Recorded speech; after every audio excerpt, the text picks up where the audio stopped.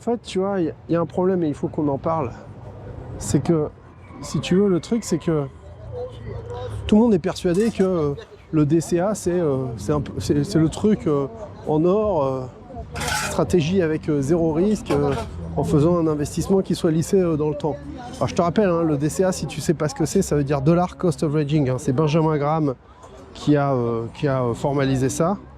Et en fait, si tu veux, ça consiste du moins tout simplement à investir la même somme d'argent à période régulière sur un actif en espérant que cet actif il soit en croissance, quoi. Donc si tu veux, c'est très efficace pour se prémunir contre les problématiques liées à la volatilité d'un actif. Exemple, le Bitcoin, tu vois. Le Bitcoin, c'est l'actif qui a le plus performé au cours des 10 dernières années.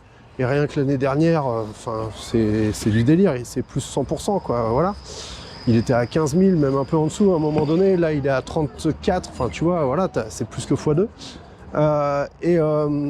Comment dirais-je, tout ça, c'est entrecoupé de creux et de vagues, et voilà, c'est terrible, quoi. Alors que, en fait, quand on achète un petit peu, petit à petit, au fur et à mesure du temps, sans te prendre la tête, justement, ça permet de lisser les risques.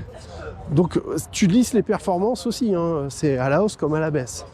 Bon, et du coup, il y a plein de gens qui sont persuadés que cette stratégie, c'est la garantie d'arriver à s'enrichir à long terme, notamment si on investit sur des ETF sur indices, et pas n'importe quel indice. Je pense notamment à des indices World comme le MSCI World. Et en fait, si tu veux, le truc, c'est que... c'est marrant ça, c'est des cartes en or. Et en fait, le truc, c'est que... Comment dirais-je, il m'a coupé le monsieur. Ouais, le truc, en fait, c'est que le MSCI World, tu vois, des indices comme ça, on s'est rendu compte plus ou moins que ça donnait une performance moyenne de 7% par an. Mais en fait, si tu veux, tout ça aussi, il faut le remettre en perspective parce qu'il y a des années où c'était plus 30, des années où c'était moins 12, moins 15, des années où c'était plus 20. Enfin, tu vois, sur les dernières années, c'était un peu bizarre ce qui s'est passé à cause aussi de l'injection monétaire liée à toutes les crises qu'on connaît bien maintenant. Bon. Et en fait, si tu veux, le truc, c'est que on peut se dire, ouais, machin, donc j'ai juste qu'à investir là-dessus et puis je vais taper mon 7% de moyenne, ouais. Mais la vérité, et ça, faut qu'on en parle, c'est ça le vrai problème. D'ailleurs, c'est Zone Bourse qui a fait une excellente vidéo là-dessus. C'est que, effectivement, est-ce qu'on arrivera encore à taper du 7% en moyenne dans les années futures? Rien n'est moins sûr, quoi. Ça ne veut pas dire que ça ne va pas le faire.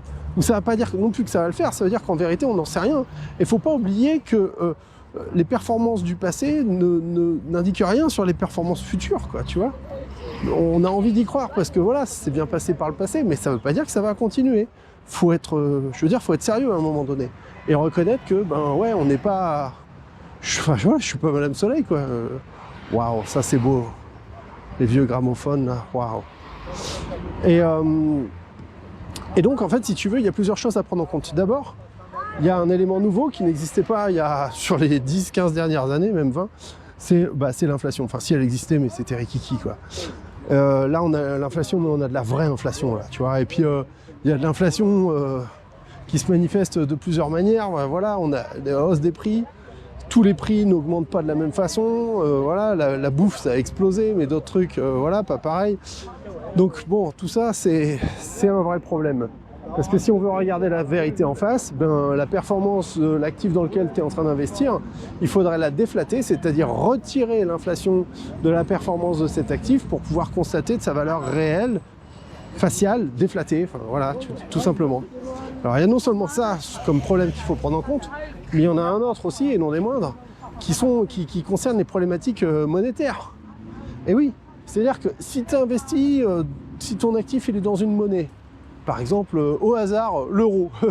Et que l'euro, par exemple, au hasard, il se prend une banane de 20% par rapport au dollar.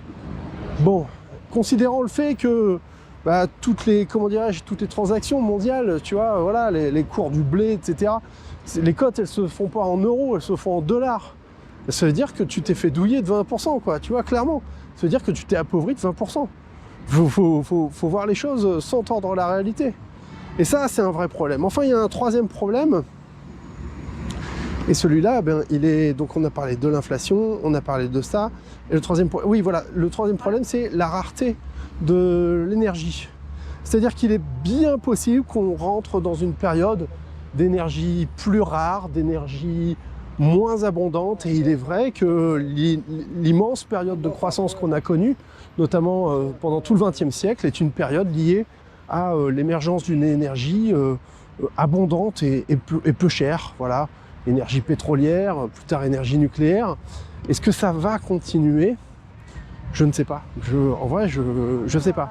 Mais ça fait partie des vrais problèmes qui font qu'à terme, il est loin d'être certain que les entreprises du monde arrivent à sortir de tels niveaux de croissance et de performance que ce qu'elles sont parvenues à faire par le passé. Enfin, il y a un autre point important qu'il faut mettre en lumière et qui tient au fait qu'on rentre dans une période où il va falloir financer la transition énergétique. C'est-à-dire que ça passe par des pouvoirs publics qui investissent massivement dans la transition énergétique, ou que ça passe par le particulier, c'est-à-dire toi, moi, ta sœur, ton beau-frère, etc., qui investissent là-dedans.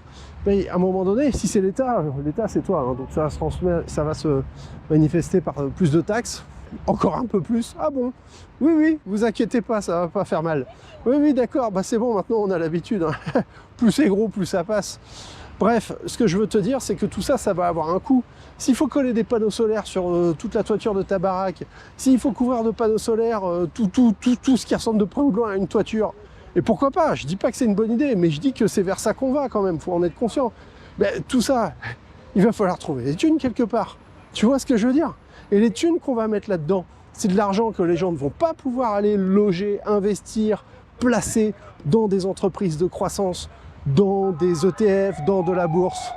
Et donc le résultat de ça, eh bien, il est simple, c'est qu'il est possible qu'on ait une croissance moindre sur certains actifs tels que les ETF, notamment les ETF World.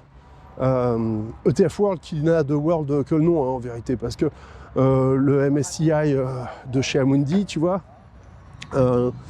donc l'indice MSCI, c'est 26 pays.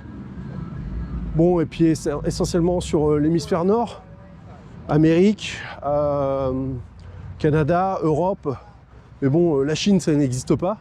Ah bon, la Chine, non, ça n'existe pas, ok, d'accord. Ben, tu vois, tu as plein de grands pays comme ça qui n'existent pas, quoi. Donc la notion de world, elle est toute relative.